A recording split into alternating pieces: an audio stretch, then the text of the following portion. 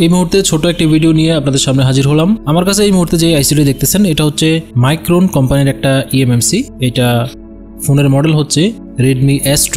তো এই ইএমএমসি গুলা আপনার খোলার পরে বক্সের সাথে কোনোভাবেই কানেকশন করা যায় না। তো এই মুহূর্তে আমি আপনাদেরকে দেখাচ্ছি যে এটা যেই বক্স রয়েছে, সকেট রয়েছে, এই সকেটের মাধ্যমে আমি এই আইসিটাকে কানেকশন করতেছি।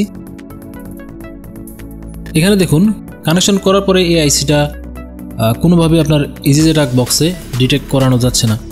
তো এরকমভাবে আমি অনেকগুলো আইসি পাইছি যেগুলো আপনার হচ্ছে সরাসরি কানেকশন দিলে আপনার এখানে CLK নট কানেক্টেড দেখায়, বাট CLK ঠিকঠাক থাকে কিন্তু বক্সের মাধ্যমে কোনোভাবেই পায় না।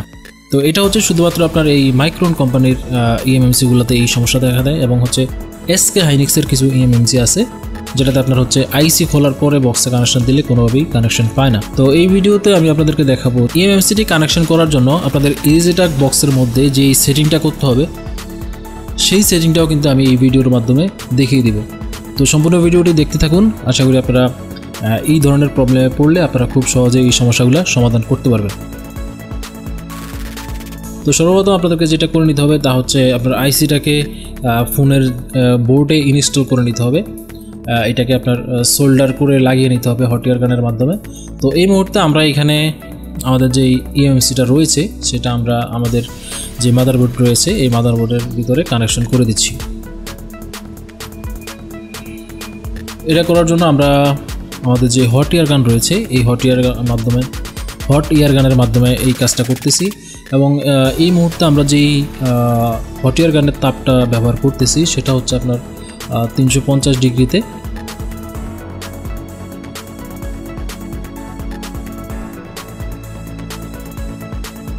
তো এখানে দেখুন আমাদের যেই আইসিটা আছে এই আইসিটা কিন্তু সুন্দরভাবে মাদারবোর্ডে লেগে গিয়েছে। তো এরপর আপনাদের যে কাজটা করতে হবে সেটা হচ্ছে ISP পিন আউটটা কানেকশন করতে হবে।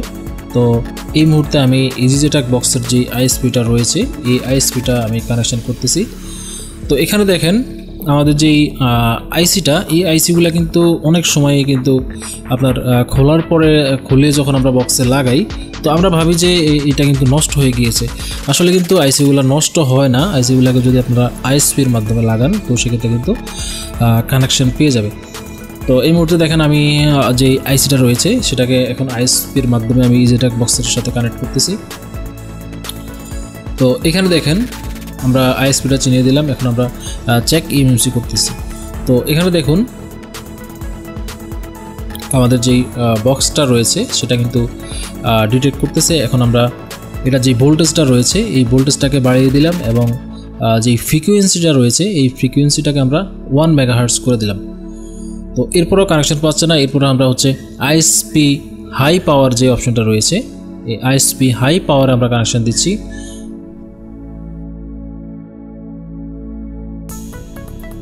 তো এখন দেখুন আমাদের যেই ইএমএমসিটা কিন্তু বক্সের মধ্যে শো হয়ে গিয়েছে। তো এখানে হচ্ছে আপনারা লক্ষ্য রাখবেন যাতে আপনাদের যেই ভোল্টেজটা রয়েছে এই ভোল্টেজটার যেই সেটিংটা আমি এখানে দেখিয়েছি ঠিক এই সেটিংয়ে রেখে আপনারা হচ্ছে চেক ইএমএমসিতে কানেকশন করবেন। তাহলে আপনারা এই ধরনের যদি কোনো প্রবলেমে পড়েন এই ধরনের আইসির ক্ষেত্রে তো সেক্ষেত্রে আপনারা কিন্তু এই কাজগুলো খুব সহজেই করতে পারবেন Jtag বক্সের মাধ্যমে। আর ISP পিন আউটের মাধ্যমে যেটা যদি আপনারা কোনো ফোনের ISP পিন আউটটা না পান সেক্ষেত্রে হচ্ছে আপনারা ইএমএমসিটা খুলে আপনারা আইসি পয়েন্ট টু পয়েন্ট আপনারা চেক দিয়ে কিন্তু যে কোনো ফোনের ইএমএমসির যে কোনো ফোনের ISP পিন আউটটা আপনারা নিজেরাই বের করতে পারবেন। তো এই ছিল আজকের ছোট একটি ভিডিও। আশা করি ভিডিওর যে ইনফরমেশনটা আমি দেওয়ার চেষ্টা করছি তা হচ্ছে এই ধরনের ইএমএমসিগুলো কিন্তু আপনারা খুব সহজেই আপনাদের বক্সের সাথে কানেক্ট করতে পারবেন। তো ভিডিও এতটুকুই, দেখা হবে পরবর্তী ভিডিওতে।